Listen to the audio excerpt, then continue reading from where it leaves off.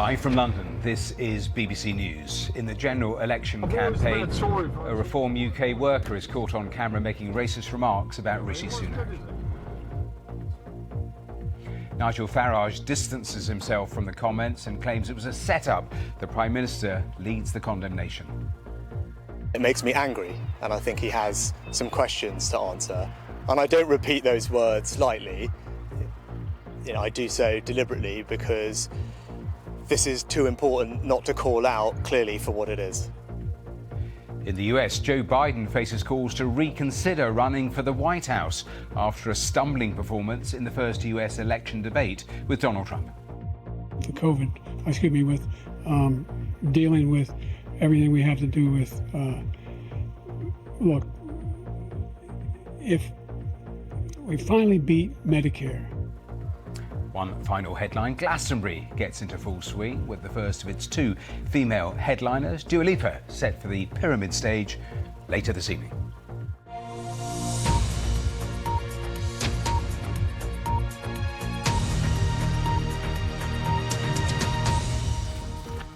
Hello and welcome to BBC News. The Prime Minister, Rishi Sunak, has condemned a racist term used about him by a Reform UK campaigner, saying it hurts and it makes me angry. It follows comments caught on camera by a team from Channel 4 News in which the campaigner uses a racist term to describe Mr Sunak and suggests that migrants crossing the channel should be used for target practice. Well, that party worker has since said his comments were personal and not representative of the party. The Reform UK leader, Nigel Farage, has claimed that it was all a set-up. Our political correspondent Ian Watson has the story, and we should warn you, his report contains language which some might find offensive. Reform UK under scrutiny from an undercover reporter. This campaigner in Clacton used a racist term to describe the Prime Minister and had some views on what the army should do to illegal immigrants. Get the young recruits there, with guns on the beach, target practice, just show them. The campaigner, Andrew Parker, said he hadn't told Nigel Farage about his views and apologised if he brought the party into disrepute. But hang on, Channel 4 also heard the views of another campaigner, this time on gay people and the rainbow flag. You see that degenerate flag on the front bonnet? What the old Bill doing promoting that crap? He's about catching nonsense, not promoting the Now, it should be stressed that these are campaigners, not candidates. They're self-selecting volunteers, although the second one you heard from is well known to Nigel Farage. He has, of course, had problems with actual candidates too, but blames that on the vetting company employed for not doing their job.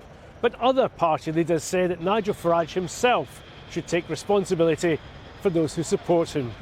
When my two daughters have to see and hear Reform people who campaign for Nigel Farage calling me an effing it hurts and it makes me angry, and I think he has some questions to answer. And I don't repeat those words lightly.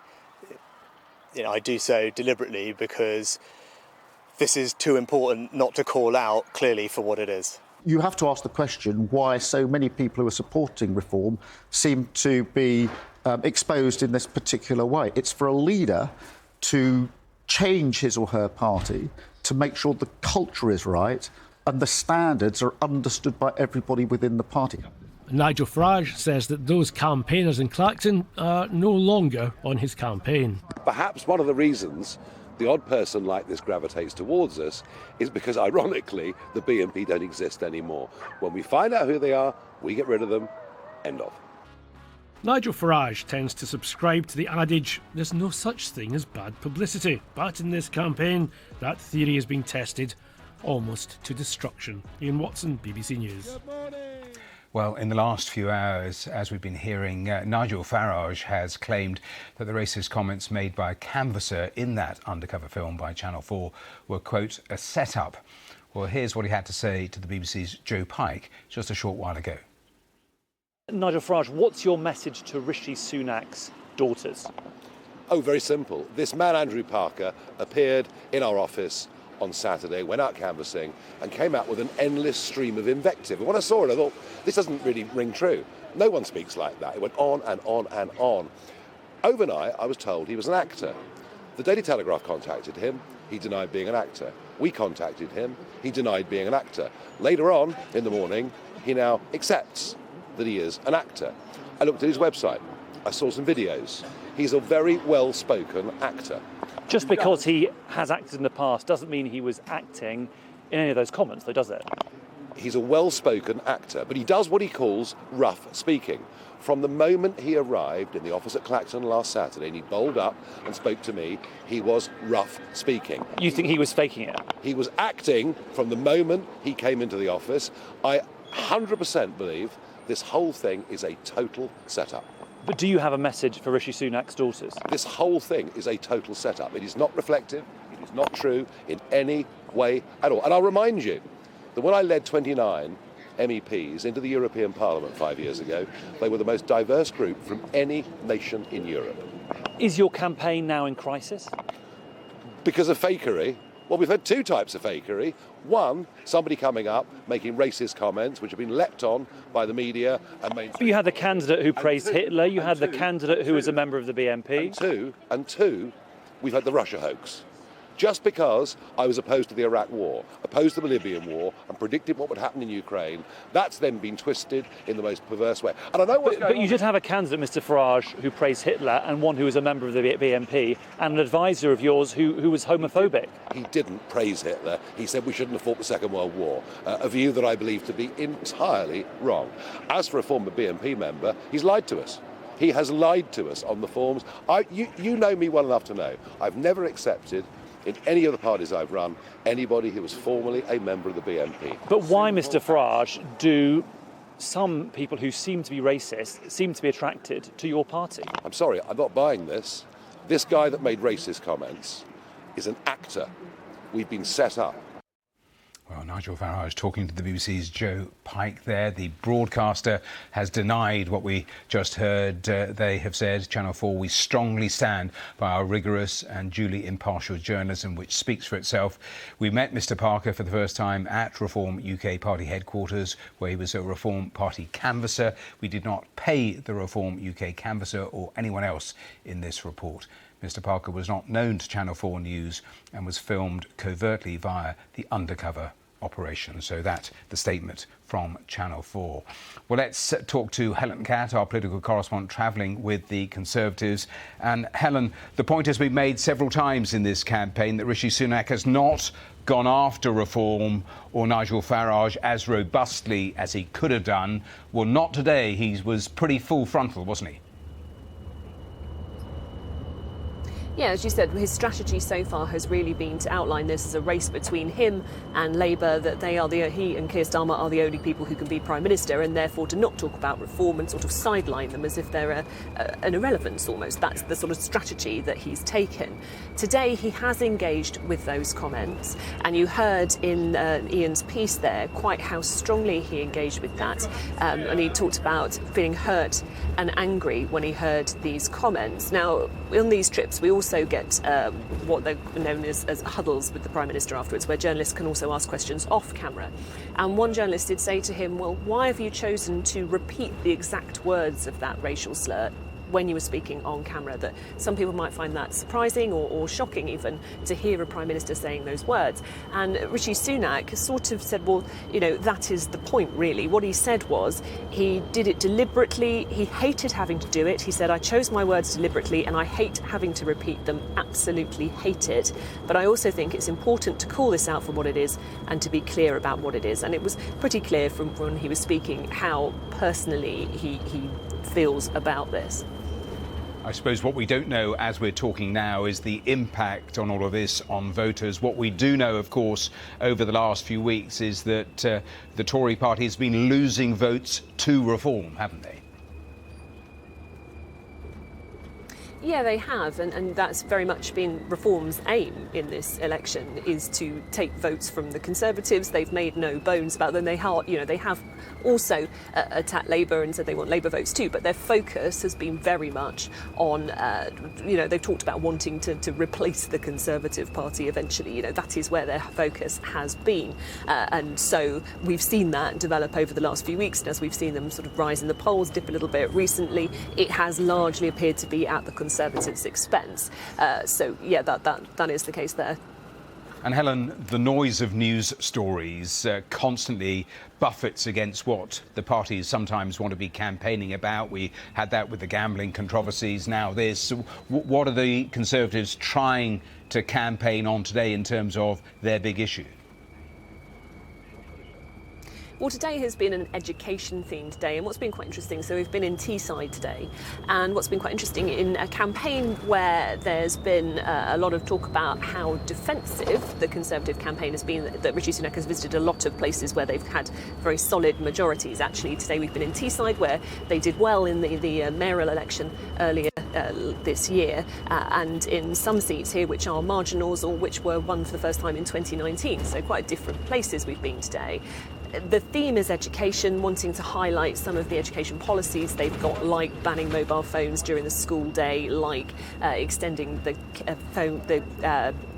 free childcare, 30 hours of free childcare to children over 9 months. They want to talk too about what they're going to do in terms of scrapping what they term Mickey Mouse degrees or low quality degrees, and then funding more apprenticeships. So we've had a couple of visits to sort of highlight the education theme. This afternoon was at a college in Redcar where we met some apprentices who were working on a sort of an engineering system, and they were talking to the Prime Minister about where they go next. They're pretty positive actually about where they go next, quite excited by the thought of Tees Works and some of the things that are being developed, big projects that are happening on Teesside. Earlier on, he had the slightly riskier scenario of a primary school visit. You never quite know how those are going to go. If you just think back to David Cameron sitting next to a child with her head on face planted on a book for the sort of visual moments these can produce. But Rishi Sunak seemed to navigate that pretty well. He seemed to actually be enjoying it. He did some things like playing, I think they were making fake ice creams from sand at one point, and the children that were making a fruit salad for their lunch, he was helping with that, and then went to meet a class of kids that were doing phonics as well. So it was, he got through that visit without any of those sorts of memorable pictures or moments that sometimes we've seen them produce. You're absolutely right. Helen, there with the Conservative campaign. Thanks very much. Helen Catt, our political correspondent. Worth just showing you the full list of all the candidates standing in the Clacton constituency. It is there on the BBC News website and also the BBC News app. Also, we'll have much more on the UK general election later on in this hour. We'll hear more from our social media correspondent on how the campaigns are playing out online, and we'll check in with our correspondents right across the country. You can also keep up to date with all the election news on BBC Sounds. Head to the app now and look for the latest news section. Let's turn to the US, a massive story overnight because Joe Biden is facing calls to reconsider his candidacy for the US presidential election after a debate performance against Donald Trump, which has been described as disastrous. In the first televised debate of the campaign, President Biden struggled to finish sentences and it appeared rambling and at times incoherent. The appearance had been meant to reassure voters that his age wasn't an issue in this campaign, but instead it underlined the concerns and provoked what many are calling panic in the Democratic Party. Our North America correspondent Gary O'Donoghue was watching. For the first time in debate history, a former president arriving to debate a current president. That current president aiming to be the oldest incumbent of the White House in US history. It's Joe Biden. 4 years ago, when these two men met, it ended up in a slanging match. Donald Trump. But even new rules didn't stop the insults from flying. But the only reason I'm here is he's so bad as a president that I'm going to make America great again. My son was not a loser, was not a sucker. You're the sucker. You're the loser. Both men accused the other of trashing the economy, clashing over tax cuts and inflation. He's the only president other than Herbert Hoover who's lost more jobs than he had when he began, since Herbert Hoover.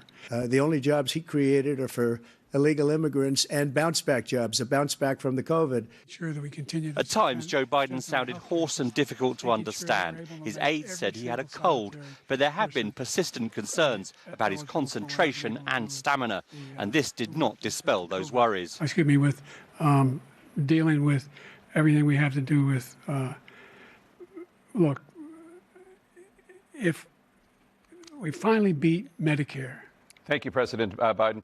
Abortion and immigration were hotly contested, with Donald Trump delivering perhaps his strongest line of the night.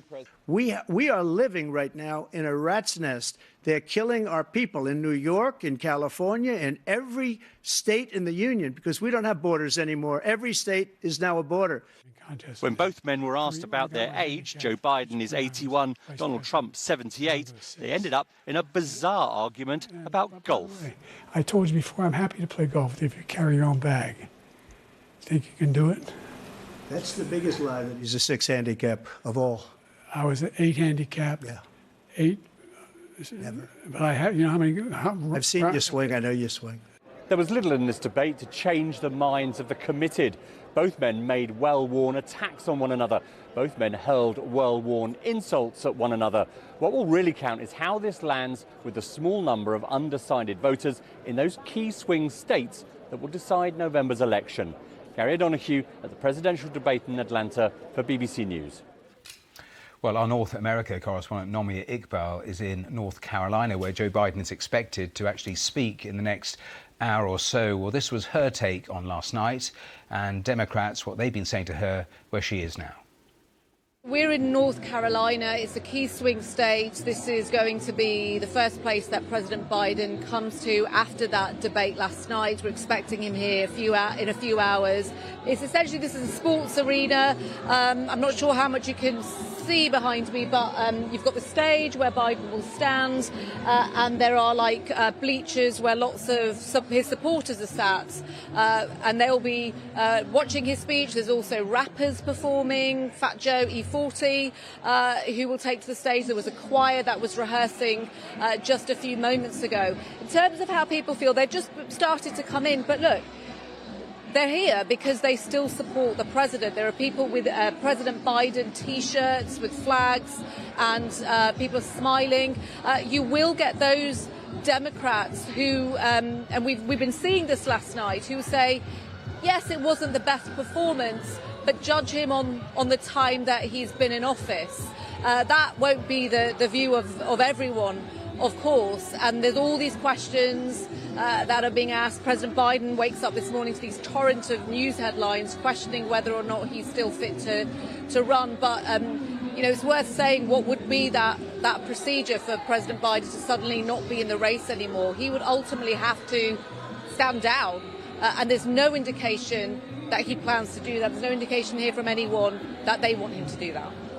Well, that's Nomia Iqbal in North Carolina. We're back there live to hear what Joe Biden says, how he speaks about last night, if he speaks about last night. So we expect that in about an hour and 15 minutes' time. Well, Frank Luntz is an American political consultant and a pollster. He gave us his reaction to what he saw last night. The voters looked at Donald Trump and they listened to his insults and they saw his persona, and the undecided voters didn't like him, but they thought that Joe Biden not only won't make the next 4 years, they question whether he's going to make the next 4 months. It is significant that of our focus group, 14 undecided voters came in. All of them had voted Democrat and Republican. 12 of them ended up with Donald Trump. Only one ended up with Joe Biden. The reaction was so deep that you had Democratic leaders from across the party spectrum saying, we're in trouble, we may need a new candidate. In fact, I'm prepared to say that over the next 48 hours, the Democrats in the Senate, in the House, the political people are going to have a debate whether or not they want to visit the White House and do for Biden exactly what Republicans did to Richard Nixon during Watergate, saying, sir, we need another candidate. We need a new alternative. You cannot defeat Donald Trump.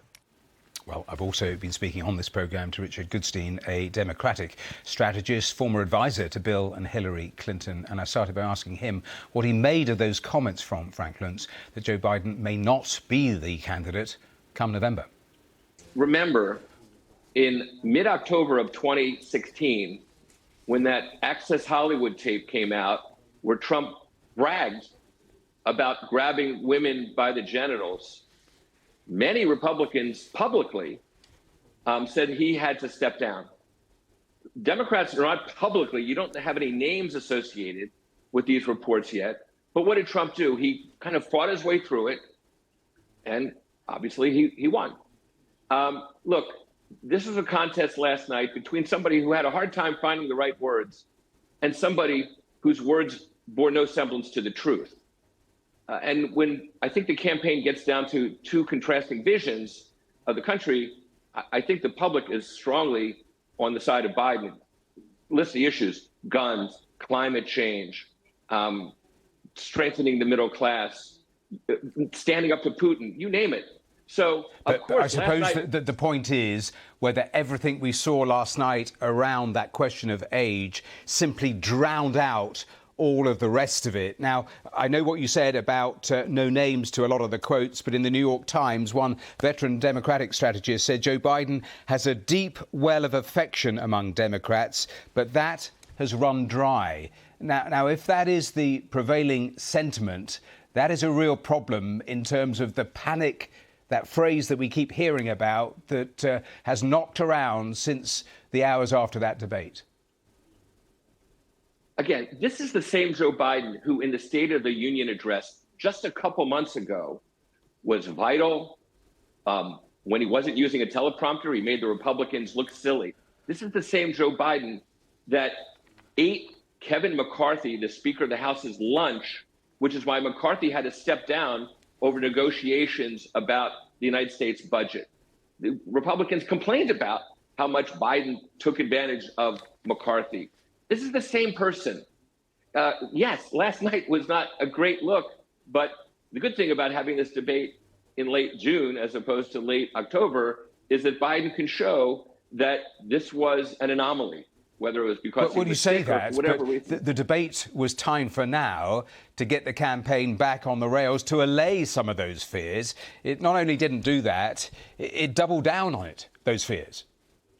I don't disagree that this was not Joe Biden's best night. The campaign wanted it early to basically say to the American public, this is your choice. I'm sure you yourself and your viewers, certainly people in the U.S. say, as of a few weeks ago, it's not really going to be Biden against Trump, is it? Well, it is. And obviously, that was not Biden's best look last night. But again, this is the same person.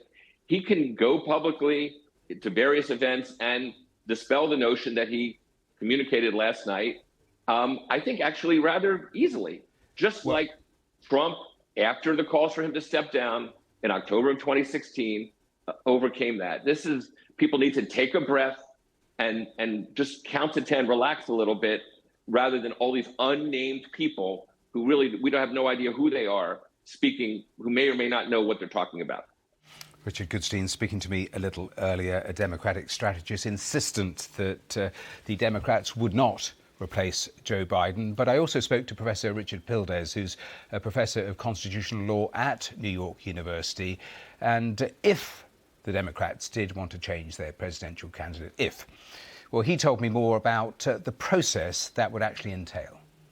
We do not have a system like many European democracies where the party elected officials can just decide to replace the party leader. It's the Democratic convention in August that will pick the nominee for the party.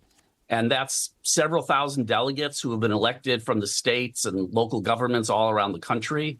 And they are the decision maker. Now, they are pledged to vote for Joe Biden in states in which he won the primary election.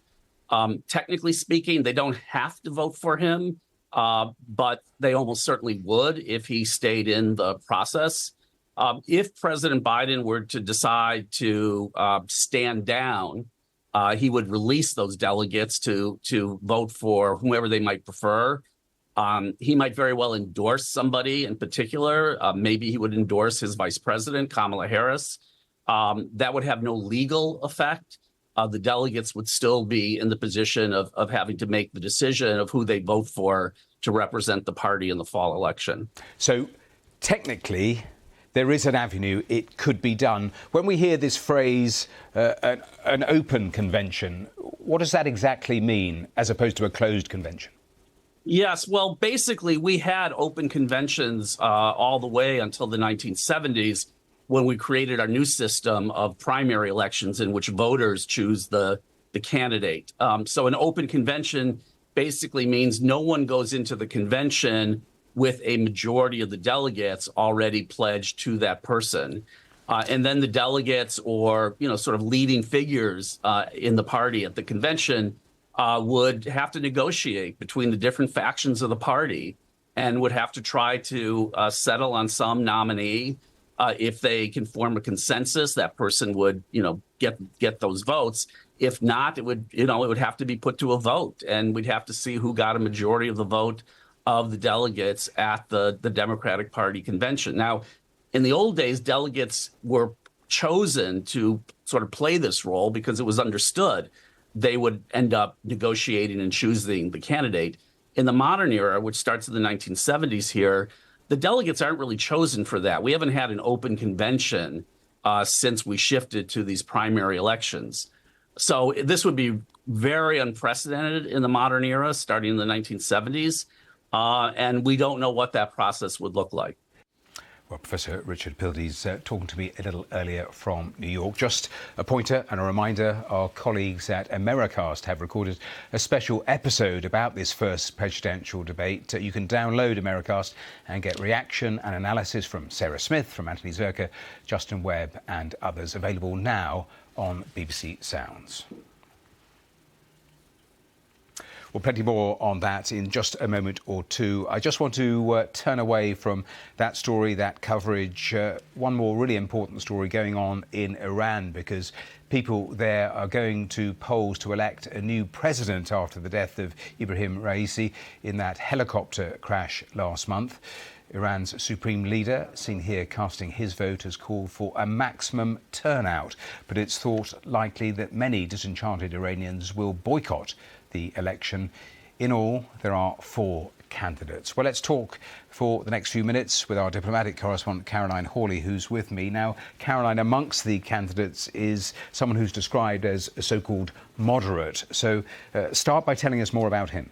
Yes, he's an interesting character. He's called Masoud Pezeshkian. He is a former heart surgeon, also a former health minister under a previous reformist president. And he wasn't very well known before this. And there's surprise, actually, that he was allowed to stand because he is a moderate. The other 3 who are allowed to stand are conservatives. In all, actually, there were 6 people standing. 2 withdrew to try to get the Conservative vote to coalesce because Mr. Pezeshkian has been getting more and more crowds, or was, as the campaign went on. And so people were surprised that he was allowed to stand at all. The thought is that the authorities thought that he would boost turnout. Turnout is very, very important to the Iranian regime because they see it as a measure of the legitimacy of the Islamic Republic, which has been called into a question a lot, particularly, as you may remember, after the death of that young woman, Mahsa Amini, in police custody. She'd been arrested by the morality police for allegedly not wearing her headscarf properly. Protests followed. There was a brutal crackdown, and that widened the gulf between the Iranian leaders and their people. So there was a crisis of legitimacy. So the Iranians, as you heard, when Ayatollah Ali Khamenei said he wanted maximum turnout, the Iranians really, really, really want a big turnout. But the question is, we know that a core regime supporters will vote. How many others will vote? Because a big turnout could favour Masoud Pezeshkian, who's the wild card in these elections. He is the wild card, but give me your assessment on who is expected to win this election and this moment, your assessment of this moment for Iran.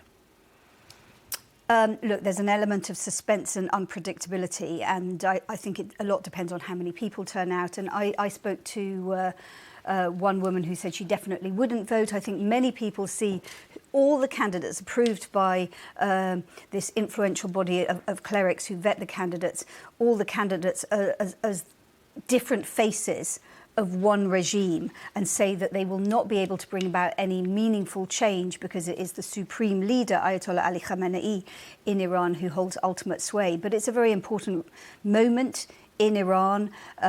This snap election came about, as you know, because of a helicopter crash last month that killed the former president. The economy is in a terrible state. And then, of course, it's a time of huge regional turmoil, the war in Gaza. Iran backing Hamas, has backed Hamas, it's backed Hezbollah in Lebanon, it's backed the Houthis in Yemen, so a time of turmoil. And of course what happens in Iran matters around the world. Absolutely.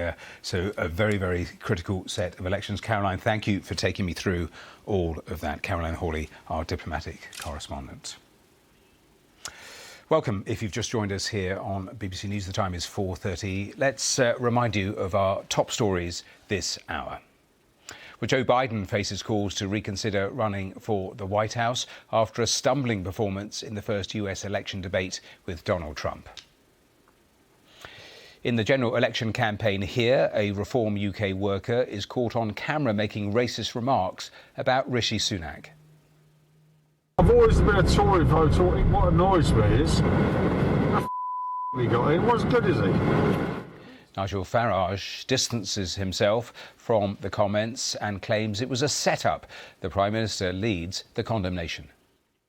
It makes me angry, and I think he has some questions to answer. And I don't repeat those words lightly. I do so deliberately because this is too important not to call out clearly for what it is. And one final headline, the man accused of plotting to kidnap, rape and murder Holly Willoughby gives evidence at his trial.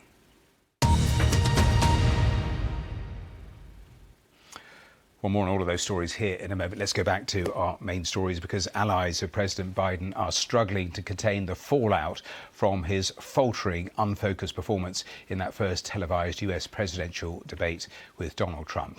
At times, Joe Biden, who's 81, had difficulty in completing his sentences, while Donald Trump, 3 years his junior, made a string of false or misleading claims. Publicly and privately, some Democratic Party supporters have been discussing whether they should change their candidate at this stage before the party convention in 6 weeks' time. Well, Rick Wilson is a political strategist and co-founder of the Lincoln Project. He gave me his assessment of what he saw last night.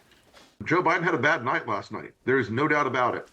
It was evident pretty early in the process that he was not on his A game. But I did note two things that I think, I'm not a panicker by nature, and so I'm not panicking right now. I did note two things in the course of this debate.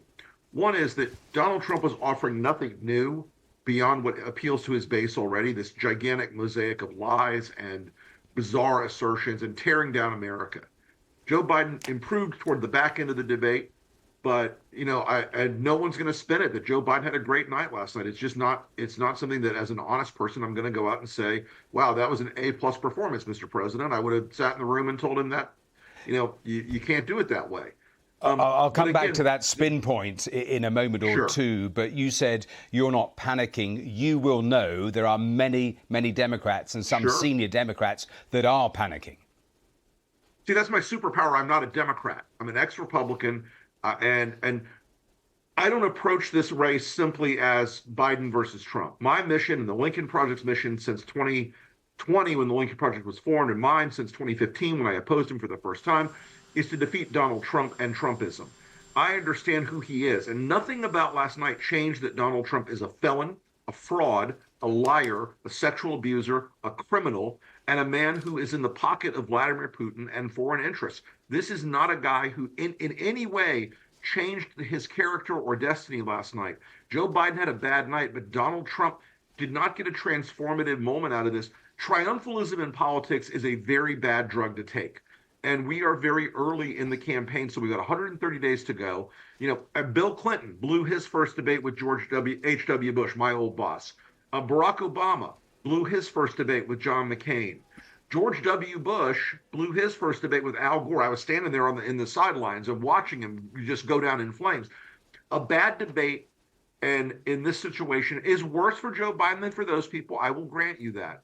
But this idea that you have to panic and run around and day trade in politics and chase the dragon of let's get somebody new. The fight has to be focused on who Trump is and what he will do to this country.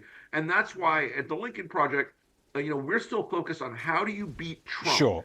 And Biden is a candidate who's going to have his campaign. They're going to make their decisions. I can't decide those things for him. Sure. But we can decide. I suppose the difficulty here is, despite that long list of the things you said about Donald Trump, whether so much of that gets drowned out. It was a concern, this age concern about Joe Biden, even before this debate. This debate was to dispel all of that. And we were talking there about what the vice president has been saying from the White House, in effect saying, let's concentrate on the record. It is a very difficult strategy, isn't it, to try to convince people they didn't see what they actually saw. I don't think anybody's trying to do that in any real case. I believe that Joe Biden had a terrible night last night, a terrible night, an F- night. It was a bad night. That doesn't change who Trump is. Rick Wilson from the Lincoln Project. A reminder, we are expecting to see Joe Biden on a campaign stop in South Carolina in less than an hour's time. We don't know what he's going to say to those various supporters, if he's going to address the headlines that have dominated all across the US and the rest of the world. But we'll take you there live in about 50 minutes' time and see Joe Biden and hear from him.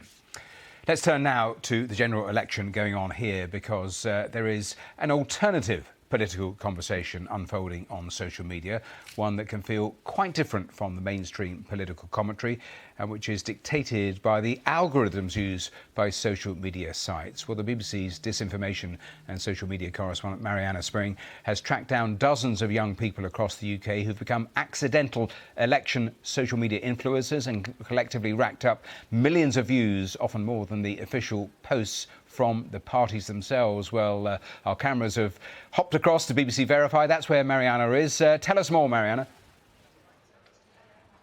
Thank you so much. So while politicians are in the last few days of campaigning and journalists are following their every twist and turn, some people's main way of engaging with the election is through their social media feeds. And about 90% of the political posts I'm seeing on the feeds of my undercover voters aged under 35 are not from the political parties themselves, but from fellow social media users who've gone unexpectedly viral sharing political content.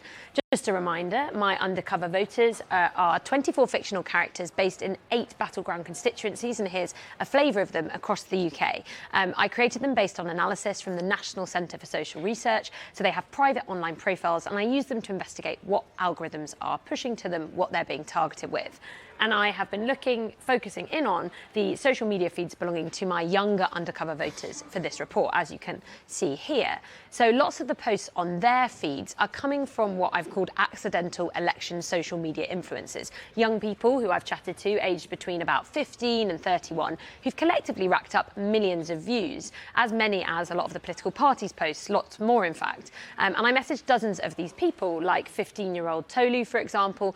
She's not old enough to vote, but she was shocked when her TikTok about politicians' rhetoric on immigration blew up overnight. Then there's 16-year-old Will, who you can see here, who racked up views after he posted clips of politicians talking about issues like knife crime and Brexit. Unlike Tolu, who posts her views from a personal account alongside takes on music and fashion, Will has created his own logo and posts exclusively about politics. Some of the amateur political content posted by these young people is getting as much traction as the political parties' posts and more than some of their ads, and reaching some users who aren't usually engaged in the mainstream political commentary. And while this can encourage young people to voice their opinions, and lots of their updates are informed and are reliable, with great virality comes great responsibility, and some other unofficial accounts have shared misleading claims. Like this post, for example, that falsely suggests Keir Starmer wore a pro-Palestinian T-shirt to watch England play football in the Euros, or there have been untrue conspiracy theories about Nigel Farage. Some of these accidental influencers told me that they're putting lots of effort into researching their own posts and ensuring they're accurate. Several also say that they are finding it hard to work out what to share because they're unsure what to trust on their own feeds. They say opinions can sound like facts, and several tell me they've seen a lot of AI-generated content about the election, predominantly parody clips. That includes fake satirical clips, a bit like this one, that purport to show Sir Keir Starmer, Rishi Sunak and Nigel Farage live streaming the video game Minecraft. These are obviously funny, but for them, they say they blur the line between what's real and what's fake. So why is this happening this election? Well, it's all to do with changes in the way that we use social media and the way that the sites work. TikTok, Instagram and X, for example, compared to the last election, will now recommend you content to your feed, often from people who you don't know, meaning content can go viral instantly without building up a big following first. I've been in touch with all of the social media sites. According to a TikTok spokesperson, it's increased its investment in efforts to ensure reliable information can be found on TikTok, launching a UK election centre with a fact-checking expert and adopting an industry-leading AI labelling technology. It also says it doesn't allow misinformation about the election or bullying and harassment. A spokesperson from X previously told the BBC X has in place a range of policies and features to protect the conversation surrounding elections. And a spokesperson for Meta, which owns Instagram and Facebook, has said they have a UK-specific elections operations centre to identify threats and misinformation. Mariana Spring, thanks very much. Fascinating stuff. Thank you. Well, here on BBC News, we've spent each day recently scrutinising the campaign promises and how they could affect the whole country. But we're also taking time to report on particular issues in different parts of the UK and look at how they could affect the outcome of this election. So let's talk to a couple of our reporters. Joining me from Derby is George Torr, Derbyshire political reporter, and Michael Keown, who's our Kent political reporter in Dover. George, to you, first of all, I see that you're taking a leaf out of Ed Davies' photocall book from yesterday, but just give me an idea of the big issues playing where you are. Good afternoon at the Clary Meadows alpaca farm here on the outskirts of Derby in the South Derbyshire constituency. And as you can see, I've brought some friends along with me today. Now, some of the big issues that people are talking about here is the council-run care homes that affects pretty much everywhere across Derbyshire. With that, Derbyshire County Council are consulting on a number of closures of council-run care homes. They say they just have to make budget cuts and they are being looked at, and with that there is some anxiety from people who live in these homes and also people who are related to those people who are in those homes. The other one is NHS dentistry. Now, health bosses here have published a recent report which showed quite a large area of dental deserts. Now, in this particular patch, a town up the road in Ripley, north of Derby, it's got a population of around 20,000 people, but as of today, there is no NHS dentist in the town. People are struggling to get their teeth checked, they're on lengthy waiting lists elsewhere, or they're having to go and pay private. And one voter told me recently that they are still with their childhood dentist in Grimsby, more than 70 miles away, because they can't get an appointment where they are today. Now, Derbyshire's a diverse county. It's a mix of urban and rural, and there's no better example of that because where we are here at this beautiful alpaca farm in the South Derbyshire constituency, just over that tree line over there is Japanese car giant Toyota. They employ hundreds of people, one of their big production lines in the UK. And any news around Toyota, train manufacturer Alstom or Rolls-Royce, which are just up the road in Derby, any news about those particular sites and employment and jobs, people here take notice. George, thanks very much. I was wondering when you were going to tell me why you were there standing in front of the llamas. Let's head to Dover. Michael, who is there for us. Michael, I assume immigration is playing big, but what else are people really concerned about where you are? No llamas here in Dover today, but what I can tell you is voters are concerned about a whole host of different issues. Kent isn't unique when it comes to some of the concerns it has around things like the cost of living crisis, for example. Some of the poorest areas in the country found not far from where we currently are here in Dover. But equally other issues in the north of the county, for example, ULEZ, playing large with voters there. There are certain streets in places like Dartford where on one side of the street, if you are in the London part of that area, you're classified to having things like the scrappage scheme. But if you're on the Kent side of that border, you get no help at all. So that's still playing large with voters' minds currently in places like Dartford. But coming down to places like here in Dover, you see immigration. You mentioned it right at the top there about how that presses on people's minds. Not far from where we currently are stood. That's where migrants who try to cross the channel in small boats are brought to begin their processing journey. And when you speak to locals, the one thing they'll tell you is that dominates the local news, it dominates the news agenda, and they're concerned that Dover gets overlooked. So when you think of places like Broadstairs to take a holiday City, or perhaps even Folkestone, not far from here, Dover gets overlooked because of that association. And locals here saying, look, we're really frustrated because we've got a whole host of different issues. You're just hearing about the NHS with George up in Derby. That's a big local concern for people here in Kent, with real pressures on the system here too. So look, a whole host of different issues that affect voters, but it really does depend where in the county you're from. Well, Michael, thanks very much, Michael Keown, and thanks too to George Tor in Derbyshire. Well, let's stay with the campaign trail. Let's head to Scotland next, because the SNP campaign bus has taken to the road for the first time today. Party leader and Scottish First Minister John Swinney stepped off the vehicle for a campaign event in Edinburgh. He says it'll carry the SNP's message to all parts of the country, and that his key message is that only the SNP can be trusted to stand up for Scotland in Westminster.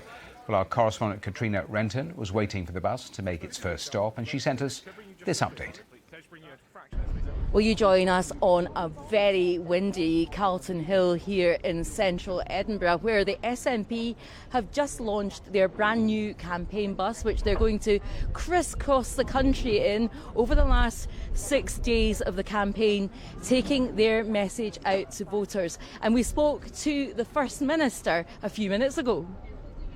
The voters in Scotland are concerned about austerity, about Brexit and the cost of living and all the damage that's doing to their lives in Scotland. And our answer to that is to make sure decisions are made in Scotland for Scotland. Now, we know that the Labour Party are winning this election in England. In Scotland, however, there's a real contest, and people in Scotland, if they want to make sure that there's strong voices to protect us against austerity and to ensure that we can make progress on Scotland's constitutional journey, people have got to vote for the SNP. So as you heard there, the First Minister's message to voters is that they want people to vote for the SNP. They believe that the Labour Party will win the general election, so they believe that the SNP is the party to make a difference in Scotland. Independence, of course, is front and centre of the SNP's campaign. They say that an independent Scotland will have the powers to tackle austerity, the cost of living and the effects of Brexit, which they say have been damaging. Now, there's another issue come to light here in Scotland, and that's about postal votes. Our schools have just broken up for the school holidays, and many people try to get away before the English schools break up so that they can get cheaper deals. So the consequence of that is that many people will be away on holiday on the 4th of July, and if they've not received their postal vote before they go, they're going to not have the opportunity to vote. And there are calls for a reform of that system in light of what has happened here in future elections. And the bus is going to make its way down towards the borders. Katrina Renton. Well, staying in Scotland, Edinburgh City Council says it's taking urgent steps to make sure people can cast their vote in next week's election amid concern about delayed postal ballots. A facility is open at City Chambers from today to allow residents to request a new voting pack. Let me just point you to the BBC website, because we have a live page running constantly on the election with all of the top stories. Of course, that Nigel Farage story is running very big with the various reactions. You can see the Prime Minister, his reaction there, and the latest from John Swinney, top right. So head to the BBC website, the BBC News app as well, for the very latest from all our teams right across the UK. Well, let's turn away from that to the Euros. No games there at the Euros today, but one of the England players has been making the headlines due to a sporting mishap away from the football pitch. This is Anthony Gordon, and you can see how at training on Thursday he was showing grazes on both hands, his nose and in particular his chin. Well, it turned out he'd fallen off a bike. The winger was the player sent to talk to the media at today's news conference, and as you might expect, how he got his scars were, well, top of the journalist's list of questions. It was meant to be a recovery bike ride. It was a lovely day, and I was going down a hill. I tried to take a quick video for my family, just to show them what I was doing. And then before I knew it, I was face first into the floor. I've got a few grazes, yeah, but it's not only a few cuts. It's not anything painful. Yeah, so the electrics are obviously a lot faster than normal bikes. And in England, the front brake is on the right-hand side. So here, I tried to press the left just to slow, and then next minute, it's not slowed down. It's fully come to a stop, and I haven't. I've gone 10 feet in the air, chin first. Oh dear. Ashley Gordon talking at that news conference. Now, a man accused of plotting to abduct, rape and murder the ITV presenter Holly Willoughby has told a jury he had, quote, dark thoughts about her. Gavin Plum, who's 37, was arrested after sharing the alleged plans with an undercover police officer. Well, giving evidence at Chelmsford Crown Court, he said his online discussions about Holly Willoughby were massively regrettable. He denies the charges against him. Well, let's head live to the courthouse, live to our correspondent Lizo Mazimba, who's there in Chelmsford for us. And Lizo, tell us more about the evidence the jury has been hearing today. Well, he's been giving evidence most of the day. He described Holly Willoughby as his main celebrity crush and explained that he often watched her on daytime television because at the time he rarely left his home in Harlow in Essex. He was challenged on a number of things that have come up earlier in the trial when the jury have heard evidence about messages that he exchanged with individuals online as well as through messaging apps like WhatsApp. He was asked about comments he'd made that appeared to show him planning a home invasion, and he said that wasn't true. He said he was asked, was this something you expected to happen? No, he replied. It was something I knew was never going to happen. I was just passing the time, chatting. Similarly, at another point, he talked about having found out where Holly Willoughby allegedly lived and allegedly talking about jumping over a wall at her house. He pointed out that at the time he was weighing between 28 and 30 stone and said it was there was more chance of him tripping over a step. The jury's also heard evidence that he'd allegedly tried to buy chloroform online as well as researching terms like how long does chloroform render an individual unconscious for. He said he needed the chemical to help with a stain in his flat and that he was also worried about the effects the chemical might have on him and a family member who was with him at the time. He also said that a kit of items that included handcuffs were not intended for Holly Willoughby, the former This Morning presenter. He said they were intended for potential use with a consensual partner. And he repeatedly said that all these things that he'd been talking about both online and with a number of individuals through messaging apps were not fantasy, they were purely reality. They were not reality, purely fantasy. The case continues. He denies all the charges. Lizo Mazimba there in Chelmsford. Thanks very much for the latest on that case. You're watching BBC News. It is 8 minutes to 5. Let's turn away from all of that, head to Glastonbury, because for the first time you'll know that 2 of the 3 headline acts at Glastonbury this year will be women. Big crowds expected for all of that. 200,000 people expected at the UK's biggest music festival through this weekend. And here's Colin Patterson.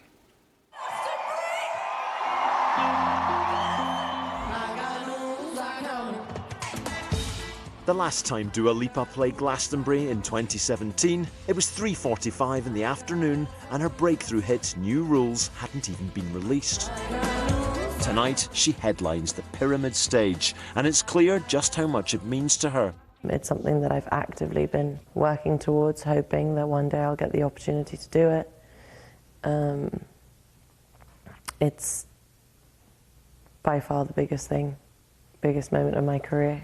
Glastonbury is like my barometer when I'm in the studio, that I go, how's this song going to sound at Glastonbury? And if it passes that test, then it's going on the album.